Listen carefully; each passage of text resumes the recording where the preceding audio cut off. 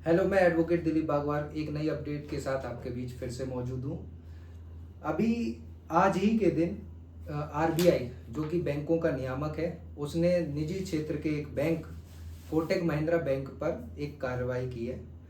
RBI ने section 35A of banking regulations 1949 के तहत ये कार्रवाई की। तो ये कार्रवाई क्यों हुई, पहले उस पर चलते हैं। जैसा कि आप सभी को पता ही है कि 2020 में पूरे विश्व में कोविड जैसी पेंडेमिक फैली हुई थी। उस दौरान बैंकों ने अपने आप को डिजिटली अडेप्ट किया था और कई सारी जो सर्विसेज थी वो ऑनलाइन देने की शुरुआत की। तो सारा मसला यहीं से शुरू होता है। जब बैंकों ने जो है अपना डिजिटाइजेशन किया तो उसमें कई सारी चीज़ों को कॉम्प्रोमाइज़ किया। तो कोटक महिंद्रा बैंक पे साल 2022 और 23, इन 2 सालों के दौरान आरबीआई ने जो है एक आईटी इंफॉर्मेशन टेक्नोलॉजी टाइप की जांच की, क्योंकि कोटक महिंद्रा बैंक अपने ग्राहकों को ज़्यादातर ऑनलाइन प्लेटफॉर्म माध्यम से जोड़ता है। अब जो सेक्शन 35A को इन्वोक करते हुए, उसका यूज़ करते हुए आरबीआई ने कोटक महिंद्रा बैंक के खिलाफ जो कदम उठाया, उसमें दो प्रमुख पॉइंट हैं, दो प्रमुख बिंदु ये हैं कि उसने ये कहा है कि किसी भी ऑनलाइन या डिजिटल माध्यम से कोटक महिंद्रा बैंक अब नए ग्राहकों को नहीं जोड़ पाएगा।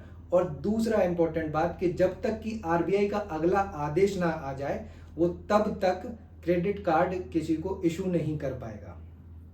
तो इसके अलावा ये बात है कि जब ये 2 सालों के दौरान आरबीआई की जो जांच चली है, उसमें किस प्रकार की समस्याएं आई हैं, उसमें से कुछ प्रमुख समस्याओं को मैं यहाँ पे हाईलाइटेड कर रहा हूँ।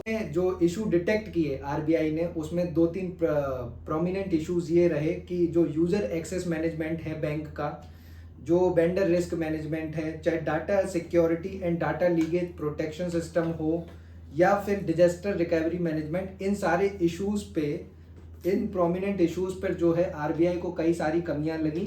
तो उसने जो है इसके डिजिटल मैनेजमेंट को और बेहतर करने के लिए ये जो है एक प्रतिबंध आधारित जो है कार्रवाई जो है कोटक महिंद्रा बैंक के खिलाफ कर दी है। अब जब ये 2 सालों की जांच हो रही थी तो चेतावनी भी आरबीआई ने समय समय पे जारी की, पर उसने कोटक महिंद्रा बैंक की तरफ से जिस प्रकार के कदम उठाने चाहिए थे वो कोटक महिंद्रा बैंक ने नहीं उठाए, इसलिए जो है आरबीआई को ये कदम उठाना पड़ा। इसके अलावा मैं आपको बता दूं कि अभी ज़्यादा समय नहीं गुजरा है जब पेटीएम पेमेंट बैंक्स में भी रेगुलेशंस रिलेटेड इशू आए थे, तो आरबीआई ने उसका जो है वॉलेट सर्विस जैसी इंपॉर्टेंट जो सर्विस थी उसको जो है बंद कर दिया है।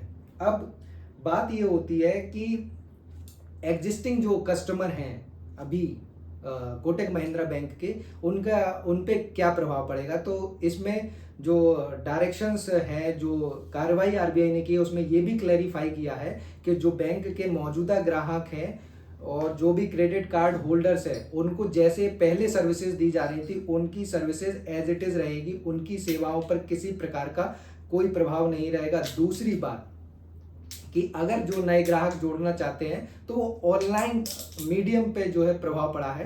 कोई भी ग्राहक कोटक महिंद्रा से जुड़ना चाहता है तो वो उसकी ब्रांच में जाकर वहां पे अपना खाता खोल सकता है, इस पे किसी प्रकार का प्रतिबंध नहीं है।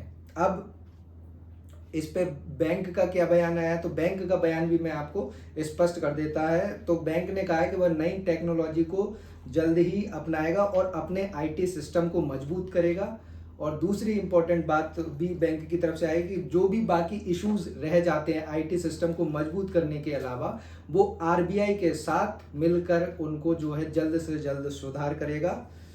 इसके अलावा ये भी एक बहुत बात रही है कि जैसे ही ये खबर मार्केट में आई, ये सभी लोगों को पता चला कि कुछ रेगुलेशंस रिलेटेड इशू जो है कोटक महिंद्रा बैंक के आ गए हैं, तो जो है उसके जो शेयर जो प्राइस है वो गिर चुका है और शेयरों में जो है 10% से ज़्यादा की जो है गिरावट दर्ज की गई है। अब देखते हैं जो भी आरबीआई ने एक्शन लिया है कोटक महिंद्रा बैंक के खिलाफ, उसको सही करने में, उसके जो खामियां हैं उन खामियों को सही करने में बैंक को जो है 3 से 6 महीने का समय लगभग लग सकता है।